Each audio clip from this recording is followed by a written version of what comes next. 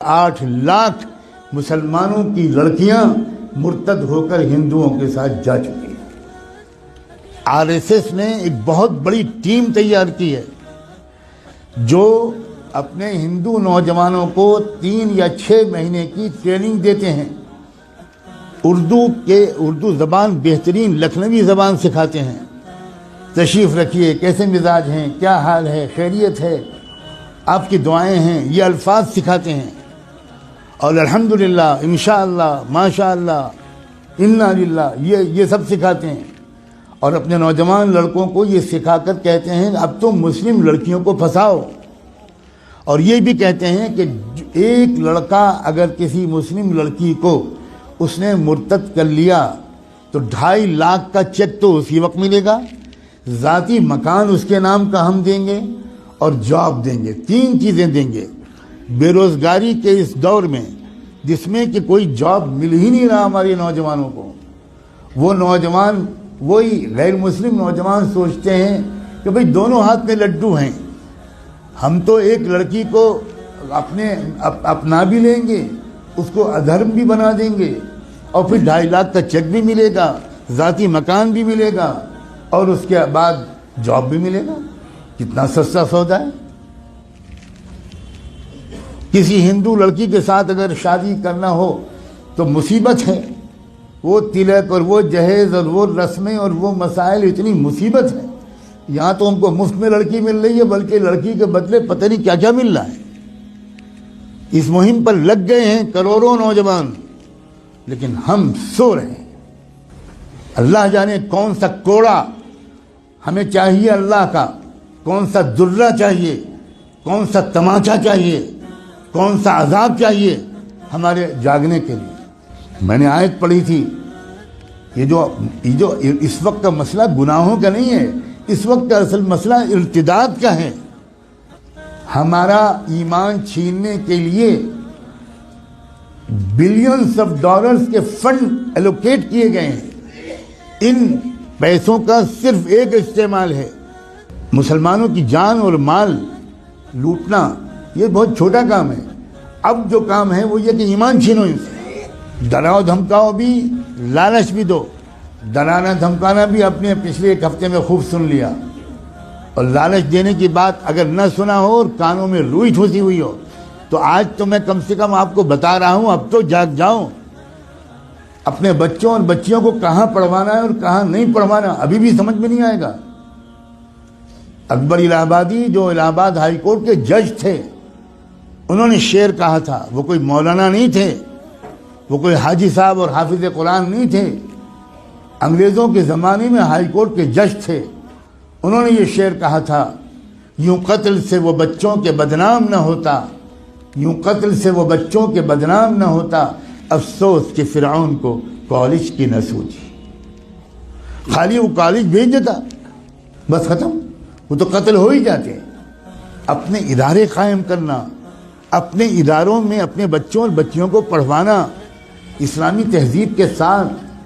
میں بالکل نہیں کہتا کہ آپ نہ پڑھوائیں، لیکن میں یہ ضرور کہتا ہوں کہ اس طرح پڑھوانا کہ ان کی عزت بھی لوٹے، ان کا ایمان بھی چھینے، اس طرح پڑھوانے سے بڑھ کر کوئی پاگل پن دنیا میں نہیں۔ اس سے بہتر یہ ہے کہ میری بیٹی بالکل ان پڑھ رہے، جس کو لگتا ہو کہ یہ غلط جملہ ہے بھگتے گا انشاءاللہ۔ خدا جانے کب ہوش آئے گا، خدا جانے کب تک ہم جمعے کی نماز پڑھ کر اپنے کو اللہ کا ولی سمجھتے رہیں گے۔ ہم میں سے اکثر لوگ اپنی لڑکیوں کو کالجز میں، یونیورسٹیز میں، اسکولز میں بھیجتے ہیں، اور بالکل خبر نہیں لیتے کہ ہماری لڑکی وہاں سے سائنس پڑھ رہی ہے یا وہاں فحاشی پڑھ رہی ہے، ہماری لڑکی وہاں سے میتھمیٹک اور فزکس پڑھ رہی ہے یا وہاں سے کفر سیکھ رہی ہے، بالکل بے خبر ہے۔ جب کوئی کہتا ہے کہ بھائی اپنی لڑکیوں کو پردہ کراؤ، باحیا بناؤ، بے پردہ مت رکھو، یہ مولانا لوگ پتہ نہیں کیا پرانے زمانے کی باتیں کرتے ہیں، کیا پرانے زمانے کی باتیں۔ زمانہ بدل گیا، زمانہ بدل گیا، رسول اللہ بدل گئے، اللہ بدل گیا، قرآن بدل گیا، اسلام بدل گیا، کیا بدل گیا؟ یہ کہیے کہ ہم بدل گئے، زمانے کو مت کہیے کہ زمانہ بدل گیا۔ جھوٹ ہے کہ یہ زمانہ بدل گیا، کہیے کہ ہم بدل گئے۔ ہم منافق ہو گئے. ہم نے ایمان کو جنت کو معمولی چیز سمجھا ہے, ہم نے جہنم کو معمولی چیز سمجھا ہے. ہزاروں لاکھوں لڑکیاں, جو لڑکیاں گھر سے برقع پہن کے نکلتی ہیں, کبھی آپ فالو کیجئے اپنی بیٹی کو. جو لڑکی برقع پہن کے نکلتی ہے اس کو باپ کو کہہ رہا ہوں میں, اس کے بھائی سے کہہ رہا ہوں, کبھی دیکھیے کہ کیا وہ برقع گھر سے باہر کتنی دور تک رہتا ہے, اور اس کے بعد وہ برقع لپٹ کے پرس میں جاتا ہے, اور اس کے بعد کیا ہوتا ہے. کتنی بے خبر ہے امت مسلمہ.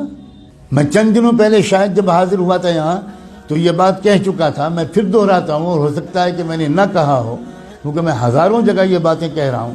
اتراکھنڈ سے میرے پاس میسج آیا کہ خود ایک وہ لڑکی جو خود حافظ قرآن تھی وہ مرتد ہو گئی. کچھ خبر نہیں. عجیب غریب قسم کی غفلت ہے ہم پر.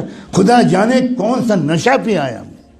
ابھی 2 روپے کھو جائیں تو نیند اڑ جاتی ہے, ابھی کوئی سودا مہنگا مل جائے 5 روپے تو حالت خراب ہو جاتی ہے, کھانا نہیں کھایا جاتا, اور ایمان چھن رہا ہے, ڈاکے پڑ رہے ہیں ایمان پر. کیا منہ دکھائیں گے محمد رسول اللہ کو قیامت میں؟